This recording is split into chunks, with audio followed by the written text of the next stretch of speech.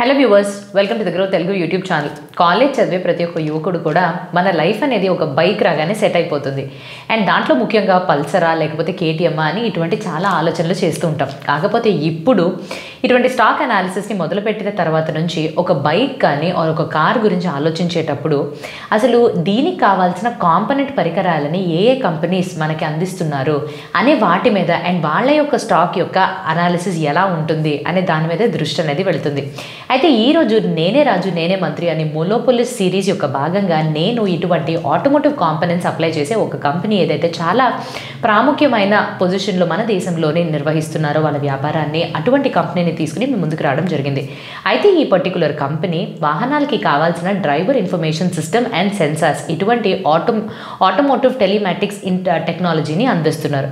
అయితే వీళ్ళు 2 వీలర్ రంగంలో 50% వరకు మార్కెట్ షేర్ని హోల్డ్ చేస్తున్నారు. అలానే కమర్షియల్ వాహనాల్లోని 70% వరకు అండ్ అలానే ఇతర ఆఫ్ రోడ్ వెహికల్స్లోనే 50% వరకు మార్కెట్ షేర్ని హోల్డ్ చేస్తున్నారు. నేను మాట్లాడే కంపెనీ ప్రికాల్ లిమిటెడ్. సో ఈరోజు ఈ వీడియో ద్వారా అసలు ప్రికాల్ లిమిటెడ్ వాళ్ళు ఎటువంటి బిజినెస్, వాళ్ళ యొక్క హిస్టరీ ఏంటి అండ్ ఎటువంటి ఇండస్ట్రీలో ఆపరేట్ చేస్తున్నారు, ఇండస్ట్రీలో అవకాశాలు ఎలాగున్నాయి అండ్ ఈ కంపెనీకి స్పెసిఫిక్గా సంబంధించిన ఫినాన్షియల్స్ నంబర్స్ ఎలాగున్నాయి అండ్ ఎటువంటి సమస్యల్ని ఎదుర్కోవాలి అండ్ స్టాక్ యొక్క పర్ఫార్మెన్స్ ఆర్ అనాలిసిస్ వాళ్ళ కాంపిటీటర్స్ ఆర్ పోటీదారులతో పోలిస్తే ఎలాగుందని చూసి తెలుసుకుందాం. సో ఎందుకు ఆలస్యం వెళ్ళిపోదాం ఆ వీడియోలోకి. కానీ వీడియోలోకి వెళ్ళడానికన్నా ముందు తెలుసు కదా, మీరు కానీ మొట్టమొదటిసారిగా మా గ్రో తెలుగు యూట్యూబ్ ఛానల్లో వీడియోస్ చూస్తున్నట్టయితే ఏం చేయాలి, వెంటనే బెల్ ఐకాన్ని క్లిక్ చేసుకోవాలి. ఎందుకంటే ఎప్పటికప్పుడు మంచి అప్డేట్స్తో మీ ముందుకి మేము ఆర్థిక ఇన్ఫర్మేషన్ని అందించడానికి ప్రయత్నిస్తూనే ఉంటాం. కాబట్టి నేను సిఏ హిరణ్య అండ్ ఈరోజు మనం చూడబోయేది ప్రికాల్ లిమిటెడ్ గురించి పూర్తి వివరాలని.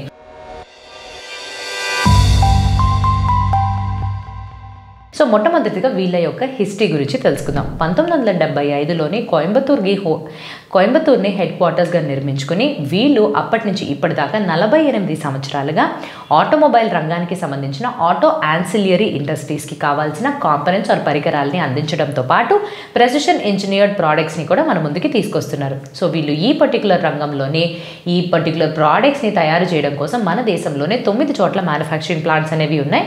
మన దేశం కాకుండా జకార్తా, ఇండోనేషియాలో కూడా ఒక ప్లాంట్ ఉంది. దీనితో పాటుగా 3 అంతర్జాతీయ లెవెల్లోని వీళ్ళకి ఆఫీసెస్ జపాన్, యుఏఈ, సింగపూర్లోని ఉన్నాయి. అండ్ వీళ్ళు మన దేశంకి చెందిన పెద్ద బ్రాండ్ మాత్రమే కాకుండా అంతర్జాతీయంగా కూడా వీళ్ళ యొక్క ప్రోడక్ట్స్ని 45కి పైగా దేశాలకి ఎగుమతులు చేయడంతో గ్లోబల్ బ్రాండ్గా కూడా నిలిచారు. వీళ్ళు తయారు చేసిన పరికరాల విషయాలకు కానీ వస్తే driver information systems and sensors, pumps and allied products and automotive telematics technology. So వీటన్నిటినీ కూడా 2 వీలర్స్, 3 వీలర్స్లో వాడతారు. కమర్షియల్ వెహికల్స్, ప్యాసింజర్ వెహికల్స్, ఫార్మ్స్లోని అంటే వ్యవసాయం చేయడం కోసం వాడే పరికరాల్లో కూడా వాడతారు. ఆఫ్ రోడ్ వెహికల్స్, ట్రాక్టర్స్లో కూడా ఎక్కువ మోతాదులో వాడుతూ ఉంటారు. అయితే వీళ్ళు తయారు చేసే ఈ driver information system and sensors అంటే ఏంటి? ఒక వాహనం నడుపుతున్న డ్రైవర్కి వివిధ రకాల విషయాలు డిస్ప్లేలో కనిపించాలి. సో డిస్ప్లేని అర్థం చేసుకునే విధంగా బండి ఎంత స్పీడ్లో వెళ్తుంది ఆర్ ఫ్యూయల్ ఎంత వరకు ఉంది, ఇంజిన్ యొక్క టెంపరేచర్ ఎలాగుంది, వీటన్నిటినీ కూడా బేసిక్ ఫిజికల్ స్టిమ్యులస్ తోటి తెలుసుకునే విధంగా ఈ టెక్నాలజీ అనేది డిజైన్ చేయబడి ఉంటుంది. సో దీన్ని మనం ఆటోమోటివ్ టెలిమాటిక్స్ టెక్నాలజీ అని కూడా అంటాము. సో ఇది తయారు చేయడంలోని వీళ్ళు చాలా ప్రావీణ్యతని పొందారు 48 సంవత్సరాలుగా. ఈ పర్టికులర్ కంపెనీ యొక్క హెడ్ విక్రమ్ మోహన్ గారు. సో ఈయన 2013 నుంచి బోర్డులో పనిచేస్తూ ప్రమోటర్స్గా కూడా నిలిచారు. సెప్టెంబర్ 2023 నాటికల్లా చూసినట్టయితే ప్రికాల్ ఇండియా లిమిటెడ్ యొక్క ప్రమోటర్స్ అండ్ వాళ్ళ యొక్క కుటుంబ సభ్యులు మొత్తం కలిపి 38.51% షేర్స్ని హోల్డ్ చేస్తున్నట్టుగా తెలిసింది. ఇప్పుడు రెండవది, ఈ పర్టికులర్ కంపెనీ ఆపరేట్ చేస్తున్న ఇండస్ట్రీ గురించి చూసేద్దాం. సో మొట్టమొదటిది వీళ్ళు ఆపరేట్ చేస్తున్న డైరెక్ట్ అంటే వీళ్ళు సెకండరీ అయినప్పటికీ ప్రైమరీ ఇండస్ట్రీ విషయానికి వస్తే ఆటోమొబైల్ రంగానికి సంబంధించి. సో ఆటోమొబైల్ రంగం అనేది మన దేశంలో చాలా ప్రాముఖ్యతని పొందిన ఒక రంగం. ఇది మ్యానుఫ్యాక్చరింగ్ పరంగా కానీ చూస్తే మన దేశం యొక్క గ్రాస్ వాల్యూ యాడెడ్లోని 12% వరకు కాంట్రిబ్యూట్ చేస్తుంది. సో వీళ్ళు డైరెక్ట్గా ఆటోమొబైల్ రంగానికి కాకుండా ఆటో యాన్సిలియరీ ఇండస్ట్రీస్లోని కావాల్సిన పరికరాలని వీళ్ళు తయారు చేస్తున్నట్టుగా తెలుస్తుంది. సో ఎటువంటి వాటిని? Engine parts, drive gear box, steering parts, suspension and break parts, electrical equipment, ఇటువంటి ఆటోమొబైల్ కంపెనీస్ ఏవైతే వాహనాల్ని తయారు చేస్తాయో వాళ్ళకి కావాల్సిన అన్ని పరికరాలని వీళ్ళే తయారు చేస్తున్నారు. ఆటో యాన్సిలియరీ ఇండస్ట్రీస్ మన దేశంలో కానీ చూసినట్టయితే 2023 నుంచి 2027 మధ్యన 12.06% గ్రో అయ్యి $295 బిలియన్ రూపీస్ని చేరుకుని అంత మార్కెట్ వాల్యూని చేజిక్కించుకోవాలి అని అనుకుంటున్నారు. ఇది మనం ఆటో యాన్సిలియరీ ఇండస్ట్రీ గురించి తెలుసుకున్నాం. ఇప్పుడు ఆటోమొబైల్ రంగం గురించి తెలుసుకుందాం. 2018లోని అంతర్జాతీయంగా కానీ చూస్తే ఆటోమోటివ్ క్లస్టర్, ఇన్స్ట్రుమెంట్ క్లస్టర్ ఈ పర్టికులర్ మార్కెట్ని కానీ అనలైజ్ చేసి చూసినట్టయితే $7.2 బిలియన్ వరకు వాల్యూ చేసే ఇది ఇప్పుడు 2027-28 కల్లా దాదాపుగా $13.77 బిలియన్ వరకు పెరిగేంత అవకాశాలు ఎక్కువగా కనిపిస్తున్నట్టుగా తెలుస్తున్నాయి. ఇది అంతర్జాతీయ లెవెల్లోనే. సో దీనితో పాటుగా కమర్షియల్ టెలిమాటిక్స్ అంటే ఈ ఆటోమోటివ్ కాంపోనెంట్స్లో వాడే ఈ టెక్నాలజీ ఏదైతే ఈ డిస్ప్లే బోర్డులోని కావాల్సిన ఇన్ఫర్మేషన్ అన్నిటిని అందిస్తుందో ఈ టెలిమాటిక్స్ రంగం అయితే జనరల్గా చూస్తే $1-110 మిలియన్ ఉండేది కాస్త 2022లోని ఈ గ్రాఫ్ ఇంకా పెరుగుతూ 2028 నాటికల్లా $3,637 మిలియన్ చేరుకునే విధంగా ఈ తీరులోనే పరిగెడుతుంది.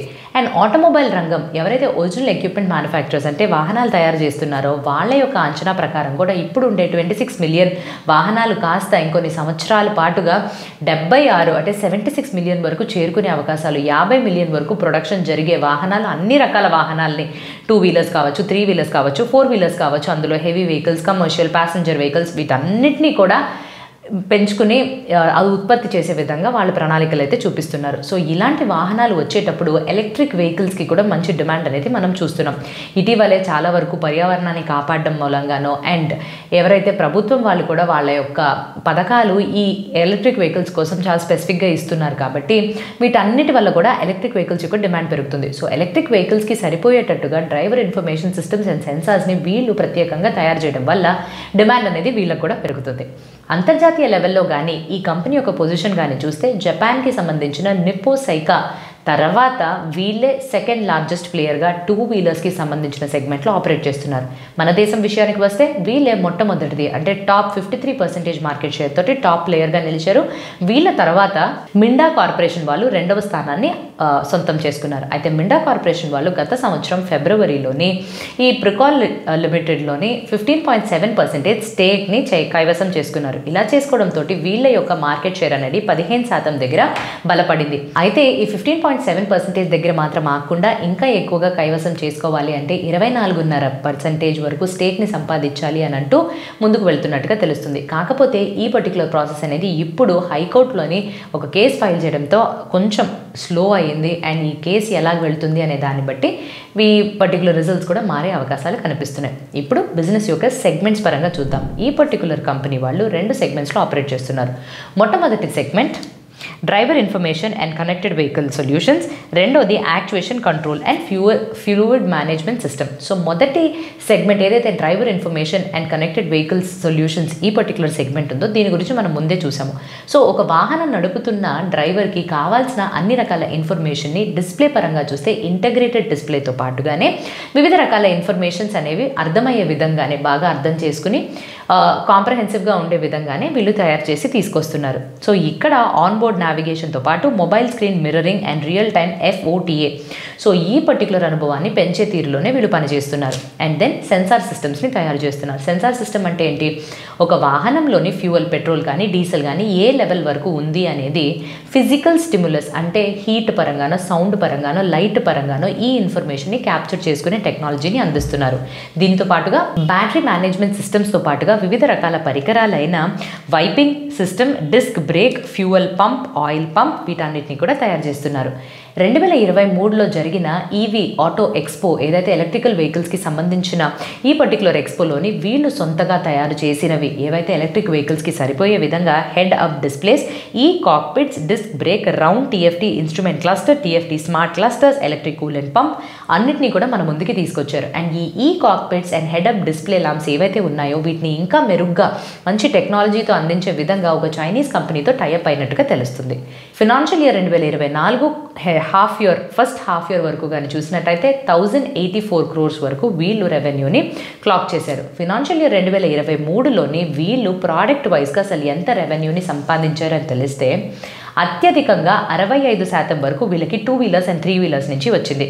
15% కమర్షియల్ వెహికల్స్ నుంచి వస్తే 10% పాసెంజర్ వెహికల్స్ నుంచి వచ్చింది. అండ్ మిగతా 10% of road vehicles and trucks నుంచి వీళ్ళకి జనరేట్ అయినట్టుగా తెలుస్తుంది. అండ్ అలానే 92% వీళ్ళకి డొమెస్టిక్ అంటే మన దేశం నుంచి వచ్చిన రెవెన్యూ అయితే 8% వరకు ఎగుమతుల నుంచి వచ్చింది. అండ్ అలానే వీళ్ళు ఆపరేట్ చేస్తున్న సెగ్మెంట్స్ ఆధారంగా కానీ చూసినట్టయితే 55% driver information and connected vehicle solutions నుంచి వస్తే, మిగిలిన 30% యాక్చువేషన్ కంట్రోల్ అండ్ ఫ్లూయిడ్ మేనేజ్మెంట్స్ నుంచి వస్తే, అండ్ 15% వరకు మిగతా సోర్సెస్ అండ్ సెన్సార్స్ నుంచి వచ్చినట్టుగా తెలుస్తుంది. కంపెనీకి సంబంధించిన కొన్ని నంబర్స్ని తెలుసుకుందాం. మార్కెట్ క్యాపిటలైజేషన్ విషయానికి వస్తే 4724.74 crores, టోటల్ డెట్ వరకు వస్తే 89.2 crores, cash and cash equivalents 55.99, profit after tax 125 crores, promoter holding 38.51%. Graph విషయానికి కానీ వచ్చినట్టయితే వీళ్ళ యొక్క రెవెన్యూ అండ్ ఆపరేటింగ్ ప్రాఫిట్ రెండు కూడా ఒకే ట్రెండ్లోని నడవడం మనం చూస్తున్నాం. ఎప్పుడు కూడా అప్వర్డ్ ట్రెండ్ ఉంది, మధ్యలోనే కిందకి వచ్చి దాని తర్వాత సెటిల్ అవుతున్నట్టుగా తెలుస్తుంది. సో ఓవరాల్గా వీళ్ళ ఆపరేటింగ్ ప్రాఫిట్ పర్సంటేజ్ కానీ చూసినట్టయితే 10 to 13% మధ్యలో ఉంది. అండ్ ఈ మధ్యలోని డిప్ అయినాయి కదా, ఎప్పుడైతే తగ్గినాయో దానికి గల ముఖ్యమైన కారణాలు ఏంటి అని అంటే 2020 నుంచి 2022 మధ్యలో కానీ చూసినట్టయితే ఈ డిప్స్ అనేవి ఎక్కువగా ఎందుకు ఉన్నాయి అని అంటే, కోవిడ్ వచ్చిన తర్వాత 2 వీలర్స్కి ఉండే డిమాండ్ అనేది చాలా ఎక్కువ మోతాదులో పడిపోయింది.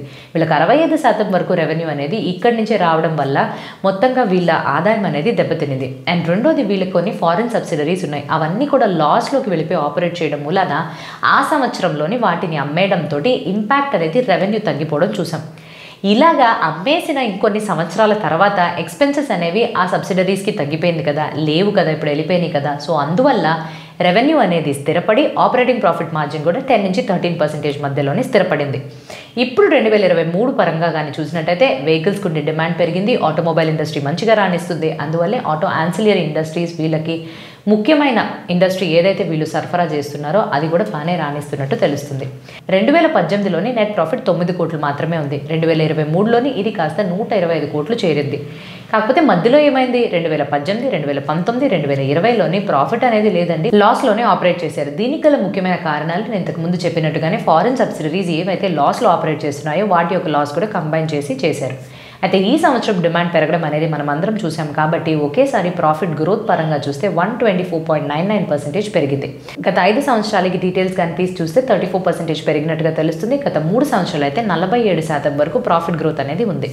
నెక్స్ట్, ఇప్పుడు వీళ్ళ యొక్క రుణం పరంగా కానీ చూసినట్టయితే 2018లోని 448 కోట్లు ఉండేది కాస్త 2020లోని 438 కోట్ల వరకు తగ్గింది. మేజర్గా ఉండే కారణం ఎందుకు ఇంతలాగా వీళ్ళు రుణాలు తీసుకోవాల్సి వచ్చింది అని అంటే, ఆ ఫారిన్ సబ్సిడరీస్ ఏవైతే లాస్లో ఆపరేట్ అవుతున్నాయో వాటిని మేనేజ్ చేయడం కోసం ఎంతో కొంత డబ్బుల్ని వీళ్ళు రుణం రూపంలో తీసుకురావడం జరిగింది. కాకపోతే 2021 ఇదంతా అమ్మేసిన తర్వాత ఎప్పుడైతే డిమాండ్ పెరగడం ఇవన్నీ మళ్ళీ పాజిటివ్గా చూడడం మొదలు పెట్టారో అప్పుడు వీళ్ళ యొక్క పరిస్థితి ఇంప్రూవ్ అవుతూ రుణం అనేది తగ్గుతూ వచ్చింది.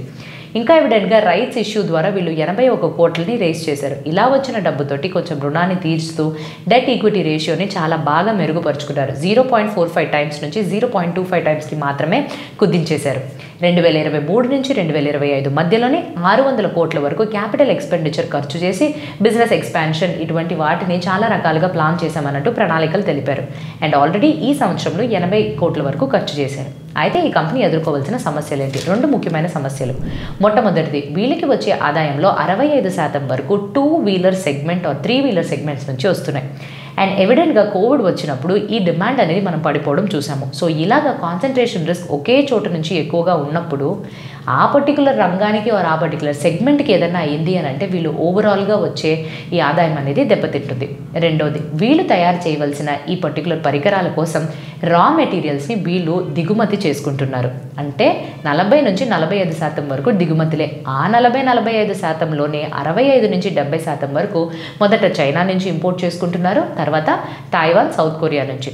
సో ఇలాగ చేయడం వల్ల ఏమవుతుంది అని అంటే, ఎప్పుడన్నా కూడా రా మెటీరియల్స్ దొరకలేదనో అంతర్జాతీయ మార్కెట్స్లోని ఏవో కొన్ని చిన్న మార్పులు రావడంతో కాస్ట్ అనేది పెరిగిపోతుంది. ఫారిన్ ఎక్స్చేంజ్ కరెన్సీ ఫ్లక్చుయేషన్స్ కూడా ఎక్కువగా గురవుతాయి. సో అప్పుడు కాస్ట్ పెరగచ్చు, దానివల్ల ప్రాఫిట్స్ పైన ప్రభావం అనేది పడవచ్చు. అండ్ ఫైనల్గా వీళ్ళ యొక్క పోటీదారులైన మిండా కార్పొరేషన్ అండ్ యూనో మిండా వీళ్ళ గురించి కానీ చూసినట్టయితే నంబర్స్ మీకు ఇప్పుడు స్క్రీన్స్ పైన చూపిస్తున్నాము. తర్వాత ఇన్ కంపారిజన్లో కానీ చూసినట్టయితే ఈ ప్రికాల్ కంపెనీ వాళ్ళ డెట్ ఈక్విటీ రేషియో చాలా మెరుగ్గా అంటే బెటర్గా ఉంది మిగతా ఇద్దరితో పోలిస్తే. అలానే 5 సంవత్సరాల యొక్క కాంపౌండెడ్ యాన్యువల్ గ్రోత్ రిటర్న్ కూడా బాగానే ఉంది. కాకపోతే 5 ఇయర్స్ సేల్స్ యొక్క గ్రోత్ మాత్రమే కొంచెం తక్కువ ఉన్నట్టుగా తెలుస్తుంది మిగతా ఇద్దరితో పోలిస్తే. సో అదండి ఏదైతే నేనే రాజు నేనే మంత్రి ఈ సిరీస్లోనే ఆటోమోటివ్ రంగానికి సంబంధించి ఆటో యాన్సిలియరీ పార్ట్స్ని తయారు చేసి మన దేశంలో ఒక లీడింగ్ పొజిషన్లో ఉన్న ప్రికాల్ లిమిటెడ్ గురించి వీళ్ళ పర్ఫార్మెన్స్ గురించి మాత్రమే మనం డిస్కస్ చేసుకోవడం జరిగింది. అండ్ మీరు కానీ ఇంకా ఇన్వెస్ట్మెంట్స్ చెయ్యాలి అని అనుకుంటే ఇది ఒక రికమెండేషన్గా అసలు తీసుకోకండి. జస్ట్ ఫ్యాక్ట్స్ని అనలైజ్ చేసి మీ ఫినాన్షియల్ అడ్వైజర్స్ని సంప్రదించుకున్న తర్వాత ఒక నిర్ణయాన్ని తీసుకోవాలి. ఆల్రెడీ మీరు ఈ కంపెనీలో ఇన్వెస్ట్ చేస్తుంటే కమెంట్ సెక్షన్లో తెలియపరచడం మర్చిపోకండి. ఆర్ లేకపోతే ఆటో యాన్సిలియరీ ఇండస్ట్రీస్కి సంబంధించి ఏదైనా స్టాక్స్ని హోల్డ్ చేస్తున్నప్పటికీ కూడా కామెంట్ సెక్షన్లో తెలియపరచడం మర్చిపోకండి.